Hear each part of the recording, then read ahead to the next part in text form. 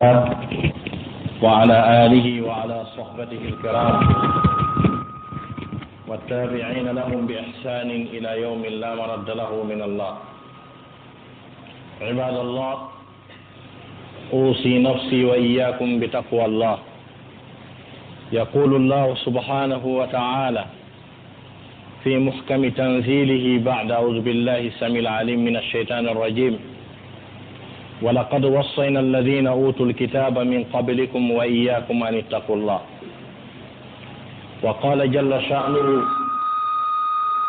في آية أخرى: والعاقبة للتقوى. إذا يتعالى الله سبحانه وتعالى وتقول إن ودي بي آدم نيمين دو إن ديدو نيماجي مودي أرسيكو ونقول إن جلب den juula e nelaaɗo meɗen on Muhammad sallllahu alayhi wa alihi wa sahbihi wa sallam, on mo jam e kisi e woni e muɗum niliraaɗo sabu yurmede wonande ɗeɗo mofte. nden duwan o yimɓe nder suudu makko ndun, kañum e dennanangal ɓe wondiɓɓe makko, ɗum woni sahaba ɓen wonnoɓe takko makko, sembini fii ko addi kon, mawnini ɗum, sabu ɗum hino jeeya e sartiji ko tabintinta gonɗinal neɗɗanke kañum e malegol makko. Allah daali: falladina amanu bihi wa azzaruhu wa nasaruhu wattaba'u an-nura allazi unzila ma'ahu ulaika humul muflihun. Allah daali kala ɓen gonɗinɗo nelaɗo o,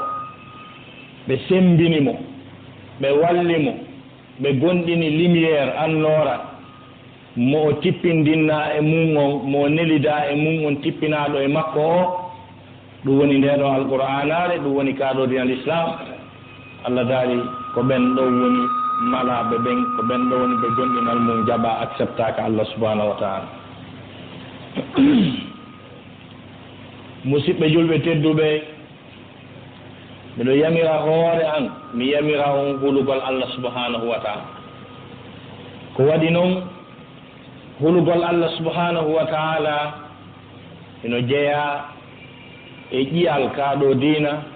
no jeeya e bindeje mawɗe wonande kaaɗo diina l'islam. hay gooto limaanu mungu wawata tabbitude sellaka Allah subhanahu wa ta'ala si wona o wonu huluɗo Allah.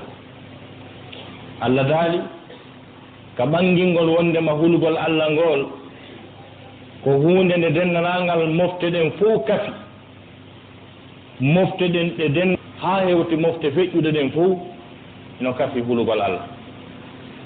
Allah daali: walaqad wassayna alladina utul kitaba min qablikum wa iyyakum an ittaqullah. mi yamirino dennanangal ɗen mofte aɗitiɗe o, ɓe defte tippino e muɗum, annabi nela e mum, min yamirno ɓe hulugol Allah, onon kadi men min yamiri on hulugol Allah. ko sabu ngol kulol Allah subhanahu wa ta'ala woni ko Allahu lanɗo on neliri seydina Jibril e dennanangal nelaɓɓen fof, addi wahayi on e maɓɓe, tawi ko fii honɗum, tawi ko fii yo Allah rewe o huule, ko fii ngol kulol Allah. Allah dalika surat Nahl: yunazzilu almalaikata birruhi. Allah subhanahu wa ta'ala o daali himo tippina malaikajo o. kalimatu malaika si ari ka Qur'an no wawi ƴettude ma'naji ɗiɗi. no wiye malaikatu hara ko gooto faanda, no wiye malaikatu hara ko ɓe buy faanda. fanadatuhu lmalaikatu, malaikajo o noddimo, ko Jibril woni ko faanda, na ɓe buy. fa kayfa ida tawaffathum lmalaikatu yadribuna wujuhahum wa adbarahum, ɗon ko ɓe buy. yunazzilu lmalaikata birruhi min amrihi, mo tippina malaikajo o ɗum ko Jibrilu, wondude e wahay, immorde e yamirore makko kanko Allah subhanahu wa ta'ala, ala man yasha'u, e dow kala mo o welamo o yiɗi, min ibadihi, e jiyaɓe makko ɓe, ko ɓe woni suɓaɓe ɓe yo wahay tippine maɓɓe ɓe wona nelaɓe. lettre de créance maɓɓe on ko honɗum ɓay ambassadeur on addi ɗum wiyete Jibril alayhi salam. mission maɓɓe on ko honɗum an anziru annahu la ilaha illa ana fattaquni, jertine wondema reweteɗo wo ala si wona min hulelan rentel. Allah subhanahu wa ta'ala o daali battane moƴƴe ɗen konngol sakkitigol ngol kongol heddorta ko yimɓe huluɓe Allah ɓe nde Allah subhanahu wa ta'ala halkuno yoga e yimɓe bewnoɓe bewirnoɓe laam kañum e jawdi bewi e hoore annabajo Allah subhanahu wa ta'ala ɓay o halkiɓe ha gasi on andi Qur'an kala yewtere ƴettande nde Allah subhanahu wa ta'ala ƴetti woni qissa woni ibara wonɗo o résimoya yewtere nde iwi ka fuɗɗi ɗon fi nde yewtere ka suratu qasas iwi ka Allah daali ɗon inna qaruna kana min qawmi Musa fa baqa alayhim. Qaruna o dey ko yimɓe Musa ɓe wonno ko jeeya kono o bewi e hoore maɓɓe. nde Allah sifino ɗon fi programme Qaruna on haalanni few ka o halkiɓe ɗon ka résimugol kum qissa hun ɗon o daali wa tilka daru l akhiratu naj'aluha lilladina la yuriduna uluwan fi l ardi wala fasada wal aqibatu lilmuttaqin. o daali ɗe galle lahara enele ko o maraniɗe ko ɓen ɓe fandaki ka gurdam mum aduna bewre e townitare e angal jeyeede e waɗugol hoore mum jabbaru huwowo ko faala o wi kala jogiiɓe nden tippitaare e ndinneedi kala ko ɓe heɓirno aduna ko ɓe teddirayno woni ko gandal dogantengal woni ko jaahu doganteɗum woni ko laamu dogantengu woni ko jawdi ta ko ɓe heɓi kon fof ɓe fandorali ɗum bewgol towna hoore mum ka hoore leydi ɗo o wi ko ɓen woni ko darnana galle ɗen ka laakara o wi wal aqibatu lilmuttaqin battane moƴƴe ɗe wonani huloɓe Allah ɓe. musidɓe julɓe tedduɓe anden wonnema Allah subhanahu wa ta'ala hino darndo jiyaɗo mum mo darndo jiyaɓe makko o darndoroɓe sattendiji mawɗi kañum e sunde mawde kañum e koyera mawɗo kañum e mettu ɓernde kañum e ande kañum e soñdia Allah no darndora ɗum jiyaɓe makko o ndaara ko honno ɓe waytata ɓaawo nde ɓe heɓi mettu ɓernde ɓaawo nde ɓe heɓi soñdia ɓaawo nde tamaw maɓɓe sembi e huunde nde ɓe ronki memude ko wonki kin soñdoto ko ki tampata kon ɗum Allah subhanahu wa ta'ala no darndoro ɗum jiyaɓe makko. jonnon ko honɗum haani wonde position julɗo si tawi sifa ɗum heɓimo ɓay ɗum ko mbowdi Allah ko o wowi wadde. yerli on tigi wonay taƴiiɗo yurmede Allah nde haa gasa o wonta rebel contre Allah subhanahu wa ta'ala fii ko o faala kon o heɓaali fii o heɓi sunde fii o heɓi mettu ɓernde ka o ɓurtay hoolagol Allah subhanahu wa ta'ala renouvela confiance o e lien sacré on hakkude makko e taguɗo on o ƴettita kadi position hara o seedali hara o accitali lutte on hara o accitali combat on kon ɗum haani wonde position julɗo si tawi o darnama sifa ɗeɗo darnande ko waɗi noon Allah subhanahu wa ta'ala o heewi darndade jiyaɓe makko e sattendeji molanaɓe e tawde noon ɗin sattendeji ɗin jarrabuyeji mawɗi ko Allah jarriboto jiyange ko ɗum ɗo wawata wonde relation hakkude jiyangel ngel e hoore mum e nder tugale dina principe je l'islam on ɓurɗi mawnude ɗi ko tawata ko ɗum woni belanduru ko ɗum woni dakamme wonugol neɗɗo on julɗo wonugol neɗɗo on julɗo no mari nafooreji ɗi tawata ɗi wonali tun natoygol aljanna tawa koko wawata sellinde wonki makko deeƴina wonki makko o wona neɗɗo deeƴuɗo neɗɗo weltiɗo e kala alhaaliji aduna ɗin no ɗi hewtorimo e no ɗi tawrimo ko ɗum ɗon woni nendi ko ɗaɓɓa e diina kan ɗum kadi noon heɓike wo e l'islamu on tun nden comprimére ki lekki ki wawi heɓade wo e nder diina kan tun lekki ko deeƴinta ɓernde wallina ɓernde e kala alhaali no julɗo on tawra si tawi ko jawle woni ko o bagora e bimbi mum gootum si tawi diina kan e faamugol diina e dakamme mum on hino e makko ɗum ko ɓeydantamo ko deeƴere wonki kañum e moƴƴere si tawi ko laamu woni ko tawdimo e ɗum wa kadalik si tawi ko baasal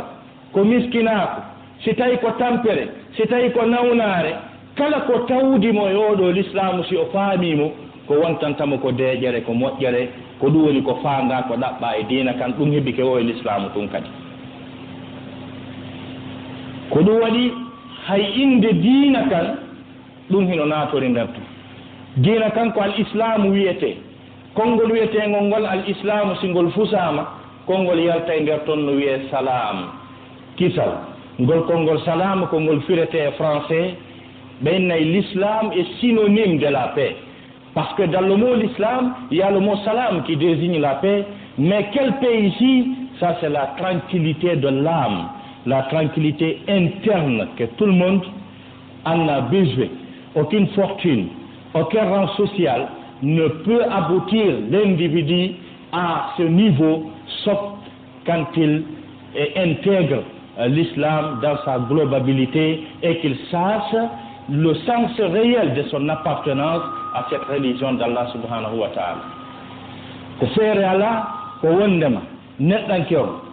si tawi on pe on ɓuttu nden deeƴere wiyetende l'islam wonde e nder l'islam on ko tawi on tigi faami islam on e hoore haqiqa nden deeƴere kaka wonkinde wonata allah daali alladina amanu wa tatma'innu qulubuhum bi dhikrillah allah subhanahu wa ta'ala daali ɓen yimɓe gonɗinɓe ɓerɗe maɓɓe ɗen deeƴiri sabu jantagol inde allah subhanahu wa ta'ala sabu andugol allah subhanahu wa ta'ala sabu taskagol miijito moƴƴereji ko woni e nder oɗo l'islam kalimatu zicrellahi on maana mum on yaajay wonata to wiigol astahfirullah ma subhanallah anditugol allah subhanahu wa ta'ala anditugol ko allah fodi kon ɗum ɗo fof hino naata e nder zicrullahi o allah daali ala bi dhicrillahi tatma'innul qulub ande ko sabu jantagol inde allah ko sabu anditugol allah subhanahu wa ta'ala e moƴƴireji ɗi o marani jiyaɓe ɓen ko ɗum ɗon tu wawata wallinde ɓernde joni noon nde ɗo deeƴere wonki ko lekki ki allah waɗi ka qur'an allah daali wa nunazzilu min alquran ma huwa shifaa'un linnas meɗen tippina meɗen waɗa ka nder alqur'ana ko woni lekki wonande ɓerɗe ɗe wonande yimɓe ɓe joni noon no woodi aya goto alqur'an arɗo ka sorte bagara aya 1jeɗɗi oɗo aya ko oɗo sifi kabintinni ko honɗum woni haqiqa e ko faanda e diina kan kala mo l'islamu mum on feppodiri e ko ɗaɓɓa e ko fira e aya on kon haray ko o wi kon ko o julɗo allah seeditani kemo woni goonga par ce que na ko neɗɗo nodditi wo o woni buyno wiya ko mi woni hunde kaari tawanaho ɗum no heewi ko si tawi noon jommum wi way an on a gongi an on ko wiiɗa ko a julɗo kon ko goonga tawi noon ɗum ɗon si waaway wonde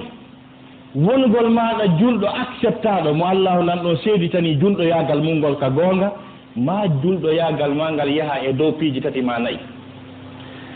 gogo on taw ma finde nden sella ko wiyete kon aqida on si aqida on sellali haray diina ala ko ɗon fuɗɗori taw sabu ko heɓi kon ko ɗon waɗete si tawi miran on ko yuluɗo ala ko waɗe finde nden aqida on aqidaji ɗuɗuɗi no woodi kono joomiraɓe gande yaakitoraɓe telemma sengo ka diinata si ɓe wooli jaɓete kamɓe ɓe fottani wondema ko wiyete aqida jaɓaɗo selluɗo on ka allah ko aqidatu ahli sunna wal jamaa aqida ahli sunna wal jamaa ko honɗum woni on aqida ko finde nde nelaɗo sallah sallam e sahabaɓe mum ɓe wonno e mum konko on aqida tun selli kala mo wona on ɗon haray sellah ɗum woni goho hunde aranere nayi ɗimmum ɗum ko relation hakkunde jiyangel ngel bimana aqida on ko relation hakkunde jiyangel ngel e taguɗo ɗum Allah subhanahu wa ta'ala ɗimmum ɗum ko relation wonɗo hakkunde jiyangel ngel e dewe ɗen juulugol ngol horugol ngol ittugol zakka o hajju on ɗum ɗo kadi ko ma sella feppodira eno rasul sa sallam waɗirɗo noon sifanoɓe makiri noon husu anni manasikakum ƴette e an min dewe monɗen hajju mon o e hadis maɓɓe goo sallu kama ra'aytumuni usalli juulire no yirɗum no mi juulire si iwti ɗon ko relation wonɗo hakkude jiyangel ngel e yimɓe wuuridaɓe ɓen ɗon kadi ma o jogo jikku labaɗo si aqida on selli tawi ko sunna on tigi yiltike kadi tawi dewe ɗen o wersindaki mo juulude e leer mo hajjude mo ittude zakka haray ha joni gasal taw imo sabba huwodiral makko e yimɓe ɓen yarli o yurminay ɓe yarli o okkoray okkorteɓe yarli o hunnay ahadiji yarli o jamfotako yarli o wulninta tagore nen yarli o nunɗay ka ɓeygure makko haray kadi ɗum ɗon kadi koye nder dina kan jeen si iwti ɗon haray ko relation wonɗo hakkude makko kanko jiyangel ngel e hoore makko kanko tigi par ce que no woodi yoga e jiyaɓe ko kamɓe hoore maɓɓe tigi woni nantodirali neɗɗo e hoore mum nantodira o famodira e hoore makko ala e jaam anni neɗɗo mo famodira e hoore mum taw mari probléme hoore makko taw sakko wona goɗɗo goto ko ma tawa himo famodiri e hoore makko himo e jaam ɗum ɗon kadi ɗiɗo piiji nayyi ɗi timmay e neɗɗanke on si o seedi tan e way ko wi kon ko julɗo ko gonga Allah seedanke mon ko gonga Allah daari ko aya on mbo wi ɗum laysa albirra an tuwallu wujuhakum qibala almashriqi walmaghrib wonani peewal l'islamu o ɗaɓɓira ɗon noon gonɗinal ngal ɗaɓɓira ɗon ngal fewtugol moɗon funnangue e hirnangue juulon na ɗum to woni ko ɗaɓɓa e mum few ɗum ɗo riwama taw jon noon ko honɗum woni peewal ala walakinna albirra man amana billah wal yawmil akhir walaikati walkitabi wannabiyina ko taqida on e ngasarde haren konci mo andun en signali jon koye andu tun ko wiyanoɗa kon ko ɗo woni sengo aqida on ni direte ayon finne len si iwi ɗon ko relation hakkude makko e yimɓe ɓen jama o wa ata almala ala hubbihi dhawi lqurba walyatama walmasakin wabna alsabil wasailina wa fi riqab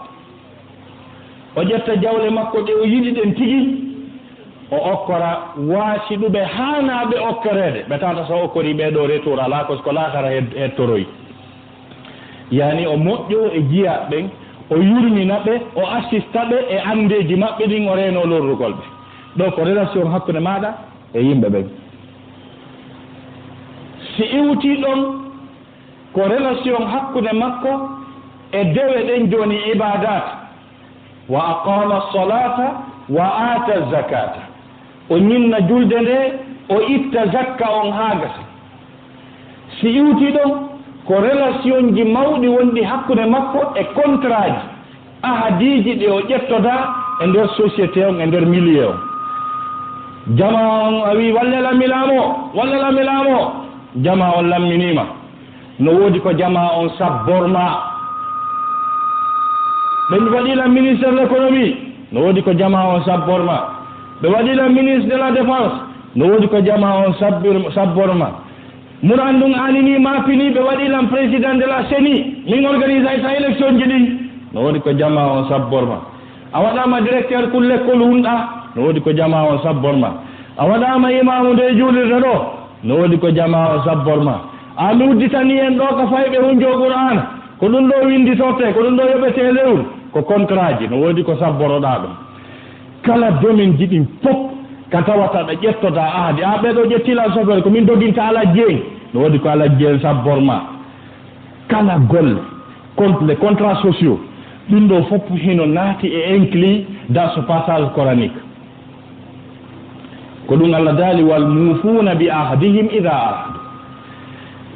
donc si goɗɗo wiɗo wondema o woni président de la république haray e hino contrat mo jama on sabborimo o yeeso Allah e yeeso yimɓe ɓen devant le droit positif devant le droit international et devant également la juridiction divine devant le Créateur Allah subhanahu wa ta'ala le jour de la résurrection. C'est une lourde responsabilité être un président de la République. Hande kadi hunde aranere ko population on sabborma ko assurugol sécurité mabɓe on kañum e sécurité biyenji maɓɓe ɗi. Iwi ka wonɗa président de la République iwi neññande wona yo hay goto ɗeɗɗe, na yo hay goto tufe, na yo goto ware, na yo goto juhe jemma ka suudu mum felle ware jawdi mum jatte, na yo dammol goɗɗo selu, na yo otowal goɗɗo tampe, na yo jawle hay e goto e population o fof ko ya assure sécurité maɓɓe, ñalolma maɓɓe on ka leydi wa'anaɓe wa jemma maɓɓe on ɓe huula hay hunde. Ko waɗi noon ko a woni président de la République, ko an jogui camp militaire ji ɗin fof, ko an jogui gendarmerie nationale on, ko an jogui toutes les unités de la sécurité sur toute l'étendue du territoire national. Il faut assurer la sécurité des hommes et leurs biens. Ça, c'est une responsabilité qui incombe le président de la République. Wana yo wonu an mbay modi sécurité no weli an ndeɗa yaha otoje ɗiɗi gardino yeeso, otowal gardino telen ɗo, otowal gardino telen, otoje tati gardino ɓaawo, fiita hay hunde waɗe kono amma hedditiɓɓe yo ware yo taƴƴitana haaju ma an on a famali ko Qur'ana wi kon wal mawfuna bi ahdihim idha ahadu. Donc sa woni ministre de l'économie na détournugol jawle ɗen, sa woni président de la CENI na ƴettugol paar jamfano goɗɗo ko ya nunɗu feewa. inna allaha ya'murukum an tu'addu al-amanati ila ahliha wa idha hakamtum bayna an-nas an tahkumu bil adl.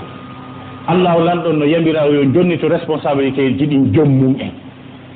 ko honɗum woni ɗum, jonnite garankejo on guri ndi, jonnite pikiru ndun docteur on, jonnite finkari ndi soorijo on, jonnite gangunal ngal karmuko en, wata on jonnir ɗum giɗale e siɗɗoyagal. Allah daari si tawi noon on hendike ɗum, si on ñaaway ñaawon hakkude yimɓe ɓen e hoore nunɗal e hoore peewal hara on jamfaaki. donc ɗum ɗo wiyete wal mufuna bi ahdihim ida ahadu. jilti Allah subhanahu wa ta'ala daari ɗum ɗo ko relation hakkude maɗa yimɓe ɓen, relation hakkude maɗa noon e hoore ma an kadi maɗon kadi régla sell. mi haalani on no woodi yimɓe jogodiɓe probléme e hoore mum taw ta kamɓe tigi taw ɓe sellaɓe ndikka, faalaɓe ɓuri ko hojjirana, monaniɓe heɓuɓe ɓuri ɗum, tooɗaniɓe ko siwa ko ɓe wona ahali muɗum, ɓeɗo kadi ala e jaam ko nawnuɓe ni. nanamo ina ndaara o mo yiyata ɗo koreji tati mo darni sur le primo mo fuɗɗi lambañi, otoje tati woni personnel makko, ñande o i fuuta ari Conakry ka salon an o waati. min kala jiɓi komi waɗi Allah oɗo taw o régila kanko hoore makko taw mari probléme e hoore makko o dikkal taw par ce que mo monaniɓe Allah o kori ɓen, o yondinoraali ko o heɓi kon. kala mo Allah yanñani ɓurimo mo mari konngol bongol ko takkida e makko. ta ndaaru ande alaji kaari no maɗɗi gonga ta tewto ɗum ko jawle dorowgu tunno taw yiyale hande mo yeeya dorogu ma ko mbuuɗi o moƴƴino e Chine, ma koye ɓuri barero o juulata ta hande a yiyal ɗum a monanimo tum ɓay mo ɓurma. kala heɓuɗo feewa ɓay kanko o heɓani andi oɗo no nawni mo waɗi probléme hoore makko. ko waɗi noon o yettayno Allah subhanahu wa ta'ala himo darodi koyɗe makko ɗiɗi, himo jindude, o andita ɗum ko nema wonkikin deeƴa, o andita fewndo ɗon goɗɗo no wallina donka koyɗen ɗiɗi noon no taƴa, goɗɗo no wallina donka ko raccord sorna e makko, ko ɗon o ñamirta, ko ɗon kadi o yarata ɓaawo suudu ka danki ɗon o wata memminade ko o waali. o andita goɗɗo ñaawama nadama sirete wiyama ko toon o wonata ha o maaya, kanko mo jindude ka yaasi yo yetto Allah subhanahu wa ta'ala taw monano ɓe o tañƴini ɓen no ɓuuri. andi oɗo sellamo mabde probléme e hoore makko. ko ɗum waɗi si aya on régli kadi relation hakkunde neɗɗanke on e hoore makko Allah daali was-sabirina fil ba'sa'i wad-dharra'i wa hina al-ba's ɓen ɓe uññoo ka satteedeji ndaare contrat hakkunde jiyanngel ngel e hoore mum ɓay ko ɗon ɓuri maîtrisede ɗon no mari phase ji tati phase ana noon al-ba'sa phase ɗimmo on ad-dharra phase tammo wa hina al-ba's ma ndikka e ɗi tati si signaneɗa l'islam ma on ko goonga ɓe wi al-ba'sa ko kala tampere e ɓittende ardande e neɗɗanke on ka jawle e ka ɓiɓɓe ta memali ɓanndu ndun direct place kun accima sude on tigi yaltinama ka luwaasi sabu ko ñamali ɗen ɗuuɗi sonnajo on ko opération woni jibinirde pay kum makko kum hino bonnino naɓa commissariat nokkel kaari ɓe yarani ñamali mum ɗen ardi e gardi ti satte ndeji fof si moɓodirani on tigi ko basa o ni tigi tigi o heñña ɗum e makko hara o wembaki o feetale o feetina aduna on fof ad-darra ko tampere e ɓittende memude ɓanndu ndun tigi imma ko nawnare sattude ma ko soppede ma ko barnugol kala ko heɓi ɓanndu makko ɗum o heñña e makko o yetta Allah subhanahu wa ta'ala no woodi buyi e musidɓe men julɓe si ɓe nawni ɗo hande kadi goto wonata e jaam hande kadi ka tummodirawo alan tori duwa yandi hamiɗo nawni ɗon tori duwa wiya gaji a wanna e mo ɗon duwa waɗ duwa janngo kadi o akka wa sellani dow lantori duwa a wanna e mo ɗon do faɗi jaga lantori duwa dow ɓurtu musude yaaki acci yimɓe ɓen e jaam yaaki heññu ɗum e ma heññu e ma sattede ɗen gonɗina ta sondu yimɓe ɓen fof fi bone heɓuɗoma woodi jarriɓoraɓe nawrugol wona annabi ayyub alayhi salam Allah darndorimo nawnare sattude muusude annabi ayyuba profiti ɗon may o tawi ndeɗo nawnare no satti o rewi ɗon o heeɓi Allah subhanahu wa ta'ala tawi mo faala heɓde mansion mum ka Allah mansion hombo yo Allah wiwmo mo muññi tawi ko ɗum won ɗaɓɓude ka Allah o nawni ko o ottata ko waɗi ha kawtal ngal foppu dogi no ɗo wonata ko mawɗo no nawni ɗon sawa pa heɓata ka ɗanɗa foppu dogi ɗumi mburi nen fuu dogi wata wonde takko baba sonja on ɗuuɗu duuɓi jeɗɗi e konngol jomiraɓe gande goo annabajo Allah on mo nawni mo heññi e makko tawi ko ɗaɓɓi ko heɓugol mansion ka Allah o toroyi Allah subhanahu wa ta'ala Allah daali wa ayyuba iz nada rabbahu anni massani yadurru wa anta arhamur rahimin fastajabna lahu wa kashafna ma bihi min durrin Allah daali yewtu fi ayyuba tuma nde o nodduno jooma makko o inni jooma yo lorra memilan mi alani on durro ko bone memo ɓanndu num lorra memilan nawnare sattude memilan fof yurminilan Allah an kadi yurminan wa anta arhamur rahimin Allah daali fastajabna lahu min notimo min itti e makko ko musatamo ko donc ka suratul anbiya ka suratu sad annabajo Allah o nde o torino Allah jonnimo lekki kin andiɗa o wi tun o jaabini a sikkay ko direct Allah itti kono aya on ɗa o addi asbabu on sabu on urkudu bi rijlika hadha muhtasalun baridun wa sharab nde o wanno ɗum ɗo ha gasi o yari o dikki Allah moɓinan ɓe gurnen fof artiri e sifa maɓɓe kadi yilti qur'ana wi ko ɗaɓɓuno kon awa heɓite inna wajadnahu sabiran ni'mal abdu innahu awwab enele menen min taskike nawnare nde o nawni nden e muuseli ndi o muusande e dumunde ko ɗum ƴetti ko niiɗi e makko ko e muñal ngal o muññi ngal e tasa ko yiya min Allah mi tawi o ko muññiɗo ni inna wajadnahu sabira Allah daali ni'mal abdu jiyaɗo moƴƴo waɗi ɗo tawi ko ɗum o ɗaɓɓuno o mansion ɗo jiyaɗo moƴƴo waɗi ɗo konngol ngol Allah utilisanta hoore mum simo mantude hoore makko ko sifangol konngol o waɗani o par ce que mo mantora noon kanko tigi himo wiya fa ni'mal mawla wa ni'mal nasir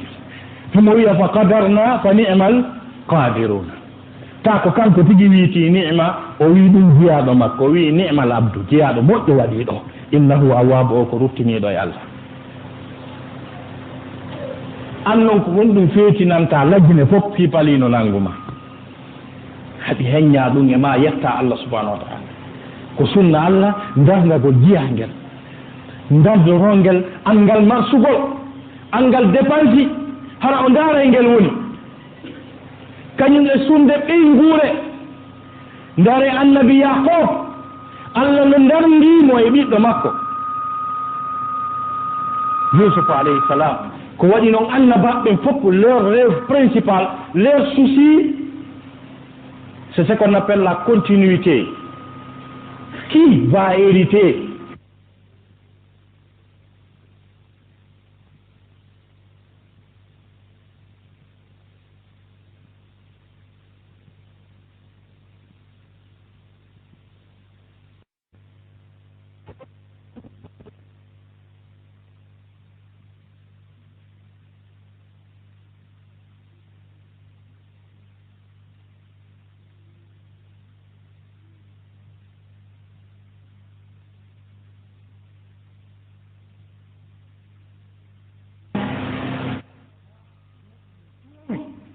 tay suusi makko on ko faala ko ɓiɗɗo lomtotoɗo ko rondo dongal ngal si o feƴƴi himbo annduno ɗin duuɓi ɗi o fewndori ɗon si Allah hokkorimo ɓiɗɗo wonamo o yangodata haray o fottu e makko kono objectif on koko rondo dongal ngal si o feƴƴi ko ɗum koye fewndo o toroto o wiyali ɓiɗɗo few ko wi ko ballo fa habli min ladunka waliya o wiyali fa habli min ladunka ibnan ma goɗɗum ko waliyan yarisuni wa yarisu min ali aquba waj'alhu rabbi radiya Allah okkolan Allah bagoran giɗo mono assura continuité on annabaɗo kono ronanmi annabako ngu rona ɓeygure yaquba ne Allah waɗumo weltoraɗo Allah okkoyimo nde annabi yaquba heɓuno ɓe ɓiɓɓe worɓe 12 tawi mo jiɗi ko hongo e maɓɓe woni ko assurata lontal ngal annabako ngu naɓira dina ka yeeso Allah hollimo signe on e Yusufu alayhi salam ñande pay konko wiwno baaba mi yii ɗum ɗo e ɗum ɗo e ɗum ɗo e ɗum ɗo mi yii ɗum no waɗiranammi ni o wi a joko ɗon hunduko taw wolan hay gooto tawi ko sabbino e makko kon yalti ko kañum ni joni noon aaninimo ko honno noon ɓay ko googo ɗum feeñe mum o janɗirta haa hewto yaara e hunde waɗalimo ko ɗum wonno ka o bajjay tum seeɗa mawɗo wiya Yusufu oɗo woɗo awa gasi tawi toujours mawɗon no ayni wata e huude waɗa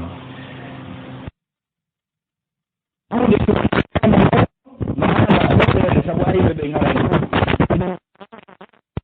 garama yaadno ga joyi nanan tawi ko wi ko ɓiɗɗo homboni ko ɓiɗɗo wi nattumo hoote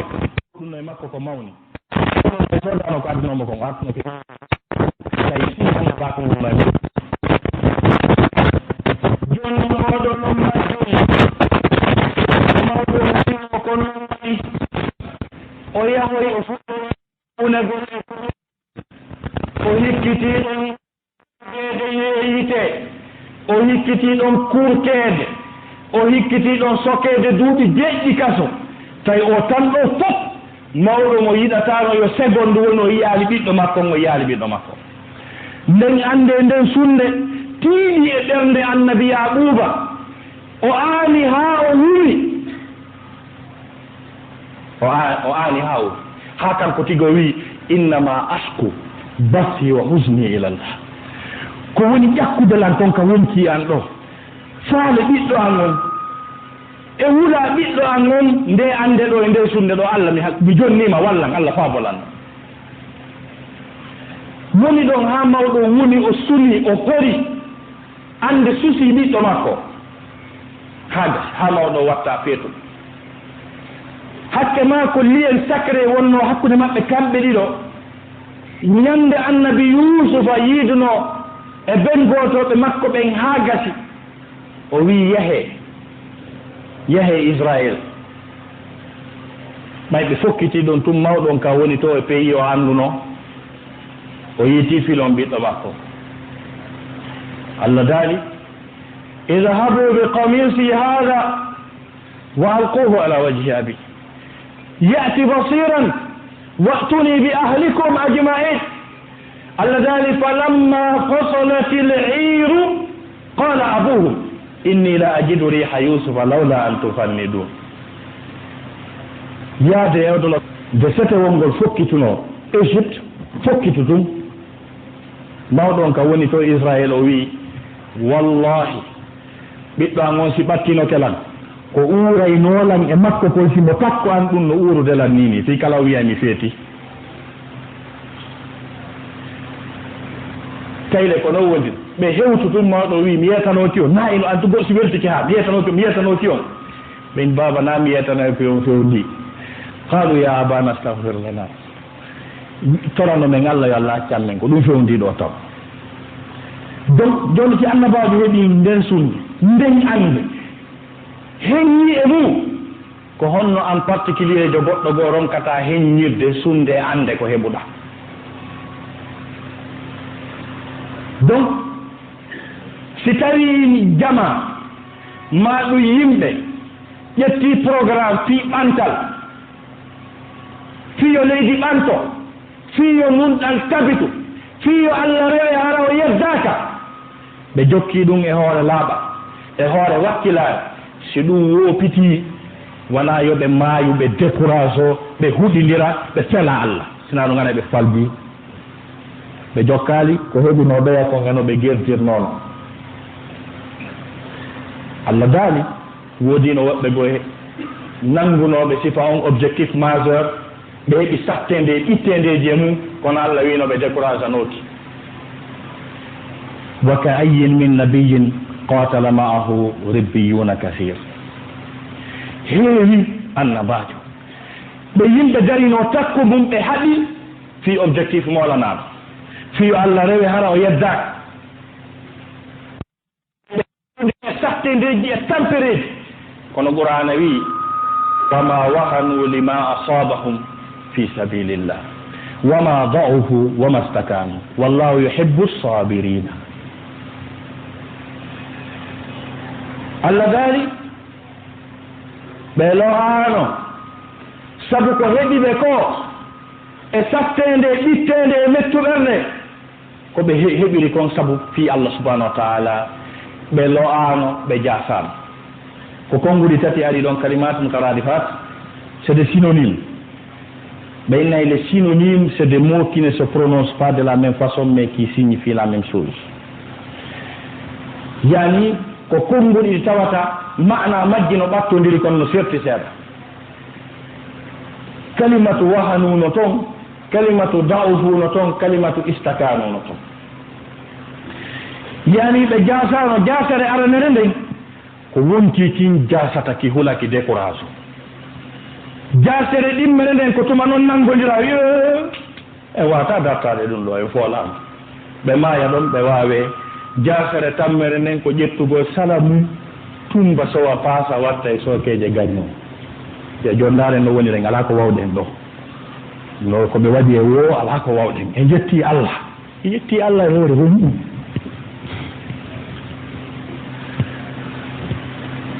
e jetti Allah e hoore ɗum wala yo ɓernde nden maayo découragé wala ya jaasu ka nder hare wala ya terto taƴoɗa ha ndaɗe tawi ɗum nako maka parde kadi ɗon ndaɗe no wuri bete alhamdoulillahi ɓayi waɗino yahede no arede alhamdoulillahi ɗino masude on tigi no yalde naata alhamdoulillahi ko ƴettugol position ji moƴƴi wona décourage agol few ko Allah tora ko fo o jaɓali ha sigi tigi on Allah jaɓal torare nden ɗum ɗo tawi en taƴƴe ɗo na ko gastan masta amon daragol haɓa ƴetta pehe moƴƴe fiino wawira wurirde e leydi tedda e mayri hara yanatake e mum taƴƴite hara yanatake e bandiraɓe mum jeene hara jawle mum bonnatake dargol no organise oro wona doole goote konngol gootol fiino ñiiɓira e leydi ndin hara raɗaka jaatinaka ɗum kadi koye l'islam o jeeya tawa anndi e on ko honɗum koye on tigi wuuro e leydi ndi o tedda o rewa Allah o tabintinna nunnal wona organise gol leñol mum objectif taƴƴitugol ɗiya leƴƴi wargol ɓe raɗoɓe bonna fi maɓɓe ma jatta jawle ɗe objectif on ko yo kankadi ɓay ko citoyen yo wuuro e leydi ndin hara o huula o piyatake o jattatake o rewatake ɗum ƴettugol feere no ɗum wonira ɗum koye l'islam on jeeya wona yo neɗɗanke wiw tumande kala o heeɓi sattede e mettuɓerde ko yo décourage o jaasa o randa hoore makko donc wona yo on tigi considére kala effort ji e ko waɗi e ko fewti taguɗo on kon ha gasi wondema haray taguɗo on ƴettali taguɗo on accidimo e hoore mum yo renouvelle confiance on hakkude makko e Allah subhanahu wa taala o tabintinna nunɗal e nene goto yaagal e weldigal hakkundeji maɓɓe o jogoro anni e no wuuriraka leydi ta ko tedduɗona o jasinteɗo ɗum kadi koye diina kan jeeya ko waɗi noon a heɓay tawogoy ta wona ɓuttina si juula mi yeto ɗum no adi diina kan heɓugol ka wona heɓa no feƴƴinira no adi juulugol ƴeey tun e ɓuraɗo tono annabi adama e nene Hawa o tippinano ka leydi ga Allah asiranno ɓe taw kaɓe wonay koɓe ñaama so addoyi rewe dewal Allah subhanahu wa taala o daali wa qulna ihbitu ba'dukum li ba'din adu min inni tippe yoga e moɗon e dow yoga ko ayruɓe walakum fil ardi mustaqarrun wa mata'un ila hin no wodani on ka leydi ka wono e ko ñaamo ko feƴƴiniron ɓuttinon dok ko on ɓulna habitu adi arda taw ka bagara sa tournoyi noon paasum a wi fatalaqqa adama min rabbihi kalimatin fataba alayhi innahu wa tawabu rahim tourna noon ɗerol ngol fuɗɗito waɗa fengo dow ton wa kunna habitu min ha jamia tippe noon on fof on Allah noon wi oy noon joni noon si sariya on noon aroyi ɓay on heeɓi ka wonon hino ɓutti on arantake jemma on arantake ñalorma yanatake rewɓe mo ko ñaame no woodi fa imma yatiyannakum minni hudan wa man tabi'a hudaya fala khawfun alayhim wala hum yahzanun on say noon l'islam o ngaroye daronno rewron mi noon kono si tawi hiɗa weela hiɗa huɗi hiɗa yawa hiɗa jasina hiɗa yawita aroyay ha tawa ala hayno juulira donc ɗiɗo piiji ko haanadi waɗede ka nder ngaandi ɗi jogore objectif ji mawɗi ndaareno on tigi wonira ka leydi mum ta ko tedduɗo ko wiyete droit de citoyenneté haqqe wiyegol ko ɗowni jeeya ko leydi andinni wata neɗɗo yawito ɗum o faɗi ɗum hara o faɗi ko mawni ko waɗi noon kala ko naɓiduɗa e leydi kala ko welduɗo sa yehi Amérique laabi wulure ñande lambitiɗa visa maɓɓe o ɓe hollirte alhaali wondema na ɗon jeeyaɗa si ɓe jonnima visa mo duuɓi tati ɓe jonnete beru ko wonata ka maɓɓe kon ɓeyne bon min o jonnima visa mo duuɓi tati min newnanima wonugol lebbi jeego ka min andiri alhaali ɗon nakama noon sa etike ha a perdi kama haray a perdi sa etike ha a ronkino wonira kama haray a jaasi a perdi donc ɗum koyen andu ko tuma yimɓe hula ko on say dewal ngal newantoɓe Allah daali alladina in makkannahum fil ard aqamu salata wa atawu zakata wa amaru bil ma'ruf wa nahaw anil munkar wal aqibatu walillahi aqibatul umur daali ko ɓe yimɓe simen newinaniɓe wonugol ka leydi on say ɓe ñinna julde nden ɓe itta zakka ɓe yamira ko moƴƴi ɓe haɗa ko boni donc wona yo neɗɗo décourage e objectif molanaɗo ko o nangi yo dartu si faljereji wanno o ñawdaɗi o darta ko honno gerrata fi o wawa wurde ka hoore leydi to kono jasinkinnagol maaya taƴo yurmede Allah nden randa hoore mum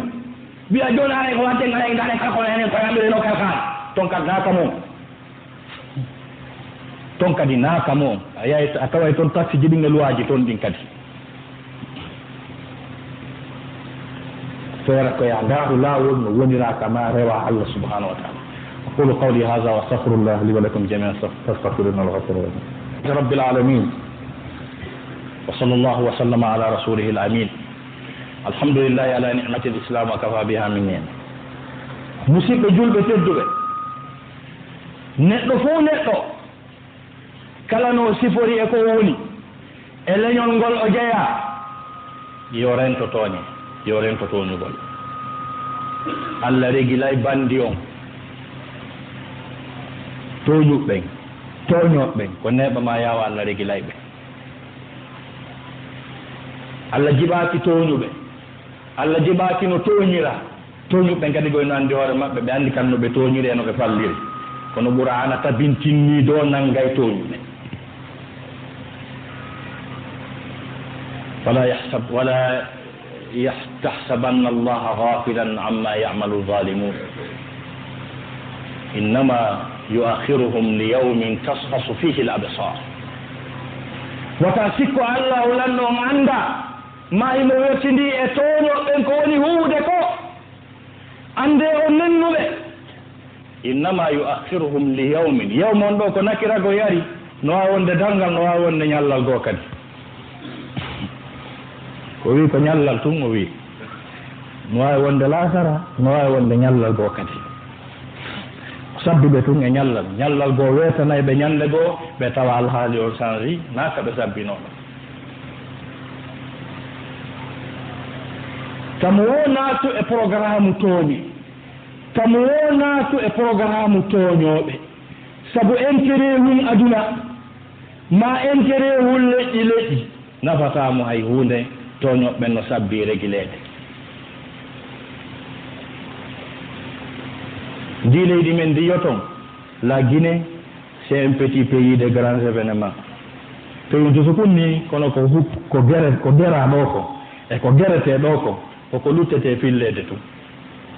ndi yoton ndi ko leydi ndi yimɓe mum muynina fenade e tooñe ne a e mum sasugol ɗum wela fi ceerno. si woodi no woɓɓe goo wiwɓe no fawti lagine fof ko ya windoyoɗa ƴetta bireedi e maaro e ɗuma ko arata kon si a windi ko an tun yonatama, si tawi ko on ɗiɗo a windi ko on ɗiɗo yonatama, si tawi ko on tato a windoyay ko on noogayo fiya heɓu ko yonana on tato, ɗum hunjanoma ilino ka ƴiiƴam. ɓeɗo on fenay taw ɓe muynino fenade. joni noon sifandiɗo leydi yaafi Allah subhanahu wa ta'ala o wi do kala baatuɗo e programme tooñoɓe yoɓe sabbo Allah réglay konti tooñoɓen ko ɗum Allah wi. Allah daali alam nuhlikil awwalina, hara men halkano ɓeya tooñunoɓe aranɓe yimɓe annabi nuhu yeddunoɓe, est ce que Allah réglanoɓe? summa nutbi'uhumul akhirin, hooti men jokkintinniɓe ɓeya hikkiɓe ɗon ɓe. Firawna tooñe monanaɗe ɗe o waɗi ɗen Allah réglanomo. o wi wa kadhalika nafalu bil mujrimina, kala tooñuɗo kadi himo ɗon o régilaymo. woodino woɓɓe goo arnoɓe e leydi sonki kamɓe udditirteno radio fermire, ɓe wi ko wiyete peewal kon, ko wiyete ɓantal kon, ko men wallini kon. ɓe sonki to wi ɓuri maɓɓe ala, ɓe windi kaydiji pénal ko ɓe winduno ko yeeyiranoma tiga, fi maɓɓe deƴƴino hokko, konti maɓɓe régilanoma. lamnuhu likil awwalina. woɓɓe goo kadi arino wiino ɓuri mum ala, ɓen kadi jokkanoma ha ɓe wiyani hoore mum joni nomoran mum ittama, lutti salala o, ɓen kadi yahino ceerno. woɓɓe goo kadi ayinon sonkano ñoro, ɓen ɗon kadi konti mum régilanoma. awa kala bandi annduɗo dow feewa tooñayi Allah wi o régilay. wata julɓe ɓen taƴo yurmede Allah nden e programme ji makko ɗin e dow jiyaɓe makko ɓen, ko satti o anta tawe toon to wala tarkanu ila alladina zalamu fatamassakum nnar. ko satti o ko weelaɗa o ko falɗa paradowal o olo ta yaaka to yaaru ka tono ben dey na tono ben do Allah regilay goy ko ya andu la dali toñe den de regilte aduna de regilo ye laakhara kadi telamma sengo laakhara Allah dali wa qad khaba man hamala zulma tuma daro ya laakhara hagati ngeenaangi hakkunde men e magge ton ɗo ko 150 millions kilomètres o yimɓe toon jeen ɗen ɗuwi ñande nge ɓannete ber quelques centimètres yimɓe ɓe ngule haa muta e nguleni Allah daali gariɓe e nden tande ɓe fof nden ñande kala annduɗo ko tooñe rondi o wi o perdi wa qad khaba man hamala zulma o addi aya goo ɗum ɗon jokkonira e zarfu fus wiyaka ko yawmu ma goɗɗo goo ko wi wa man yadlim minkum nuziquhu adaban kabira kala e mon tooñuɗo min meminaymo lette sattuɗe moolanaɗe muusuɓe o fodi tooñuɓe ɓen ko neɓama yawa o memayɓe memande sifa memande memanoɓe ɓe a tooñuɓe ɓen wa inna lilladina zalamu danuban mislu danubi ashabihim fala yastajilun no wodani yimɓe tooñuɓe ɓe memande sifa memande ɓeya hay si ɓe hawjaji ko rentagol tooñugol e ɓattodirgol e tooñoɓe Allah ronkata jiyaɗo mum bandi o ronkata notade jiyaɗo makko moƴƴo kono noon himo darndomo wata jiyaɗo décourage o e Allah wata décourage o e programme makko yo darno o wuurira e leydi nin ta ko tedduɗo ede yettina salminago musidɓe men ɓe Allah subahana taala hoddirno en tawde e mum ber ko mutuɗen ɗo kon e mo on on dendananga musidɓe men ɓe Barcelone e Madrid e nder Espagne musidɓe men ɓe Portimao e Ernesto de Pera e Lisbonne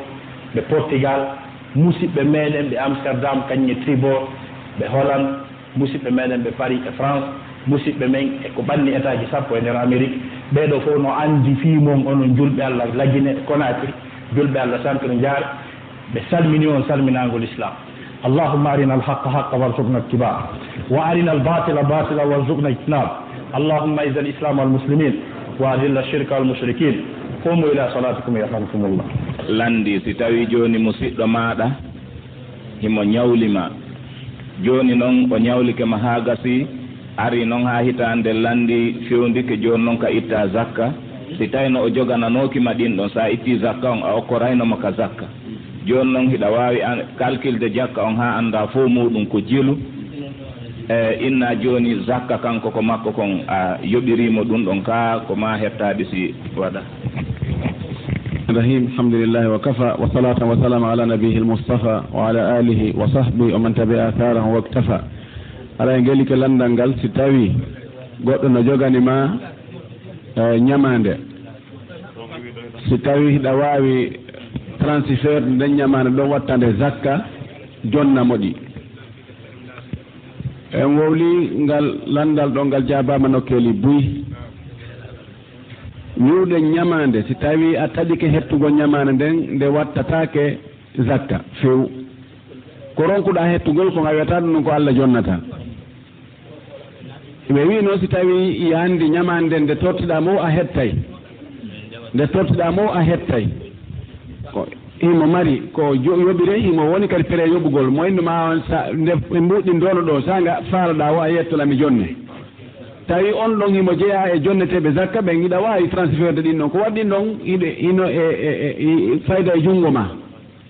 kono a naati juuɗe e koyɗe a ronko hettugol few imma saabu salagol on tigi wa imma ɗum saabu angal margol on tigi ɗum ɗon a wattata ɗum ɗon e zakkaji ɗin few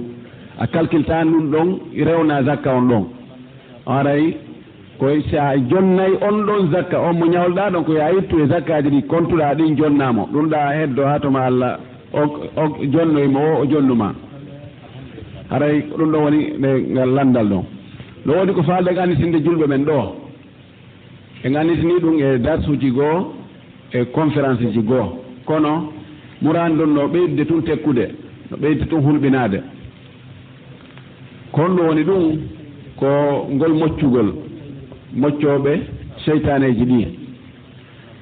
moccoɓen ɗuuɗi noone nde ɓe woni moccirde noon ferti fayda joni wonti faggorde e feggorde ɓurɓe heewde ɓen joni e maɓɓe fayda ko karama ko batni ɓe waɗayno konko on doloke ɓe ƴetti ɓe wayliti ɓe watti ɓe mana mbileyagal ngal yaltirno ka dambugal janal kono ngal naati fuɗɗi ka naatirde ka fenêtre ko yimɓen ko ɓe wattana yila e moƴƴi e wonɓe e moccude seytaneji ɗin ka haqiqa fi moccugol neɗɗo on fota e visude kaalis fota e visude jawdi si haqqille makko ɗe woni ko fii jawdi o waɗi ɗum ɗon ɗaɓɓirɗum o waɗi ɗum ɗon métier haray o yahii ka tawata attiɓe moƴƴuɓe lawɓen kamɓe naa ɗon ɓe yaaruno few haray o bonni fes ko waɗi taw kanko ko Allah woni torade ko Allah andi si jaɓa e si taloto o ala garanti wonde ko moccata kon wonde ɗum ɗon ittay omo ala garanti ɗum ɗon few ko yo janngu Qur'an o toro Allah yo Allah ittu potti seytaneji ɗin no wawi Allah jaɓa no wawi Allah salo si Allah yaali laɓɓingol ka ɓernde makko laɓɓingol annuye on e mapanagol nawnuɗo on e faale yo nawnande yo iwu tawi ko woni ka ɓernde makko ko heewi ko woni ka ɓernde makko nden ko fiino o heɓira jawdi ko jellu yoɓete ɓay ɗum ɗo oɗo no jogii étage no gasa o yoɓaylan hunde kaari mi sikka Allah jaɓanami ko woni torade kon kono waɗi moccoɓe joni no ɗuuri kono ndikkugol ngol no fanɗi hara yo yimɓe watta ila woɓɓe maɓɓe ko sirkuji woni e wadde no woodi e maɓɓe ko sirku laaɓuɗo posɓe woni e wadde woɓɓe e maɓɓe ko ɓe ndaaraynoɓe ko waɗayno kon waddirgol hakkude yimɓe ɓen e ɓattodiraɓe maɓɓe ɓen ko ɗum kamɓe kadi ɓe woni rewde ɓe inna jinnawi ngi wii haray ko ɓe ko ngi immina ngi seytane ndu wi ko imminandu na noon woɗɗitiɗo immini ɓe misa ɗon ha fayda ɓe tugga hondu ha on tigina ha eyo jaa ko noon woni hakkude amen ko aden waɗanimo ko fof jaka ko ɗum o miijani on tigi men huwodire so Allah jaɓi ɗum ɗo ko golle bile noon ko ɗum waɗi Allah wi bile ɓen no sennira hakkude aden e ɓeygu mum ko sifa ɗin nooneji haray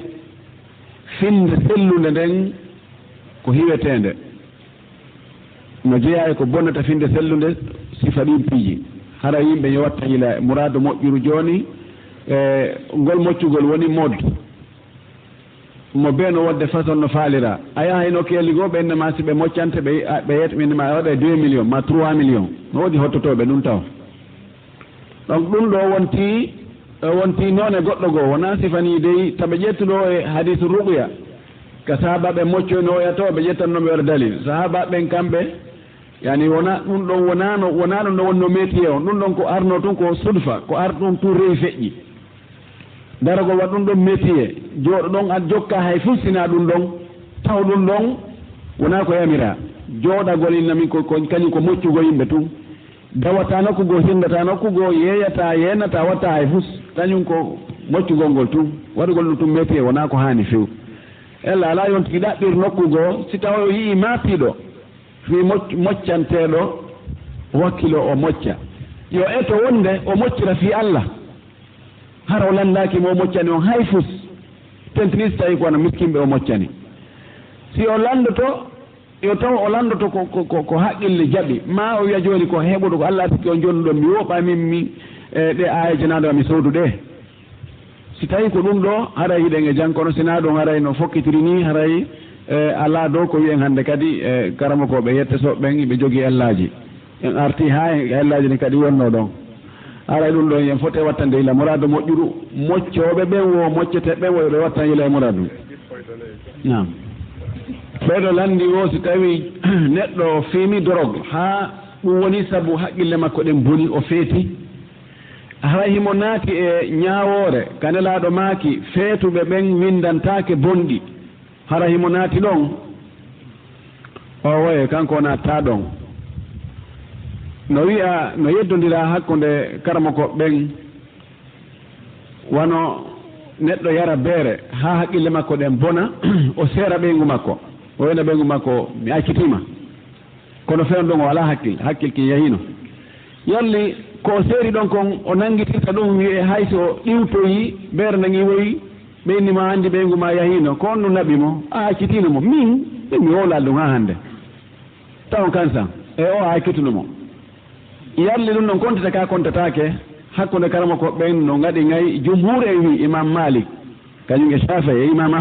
Abu Hanifa ɓeeɗo wi o nangitirte kontete wonde o acciti ɓay ko kanko tewi pas bonni haqqille makko ɗen ko o waɗi ɗo woɓa o haqqille bonni ko nangitirteɗo sabuna haade himo mari hakkil ha o ƴetti ko andi bonnay hakkille makko ki o waɗi e makko. Imam Ahmad e konngol muɗum Ibnu Taymiya no sembini ɗum kañum Ibnu Qayyim Jawzi e woɓɓe goo ɓen ɗon wi o nangitirtaki haray ngal cergal ɗon ngal yanata. Si tawi ko ɗon ƴettuɗen joni nde ñaworeɗa kadi ko ɗon woni artude mo tawi ke pas ƴetti dorogo o ñaami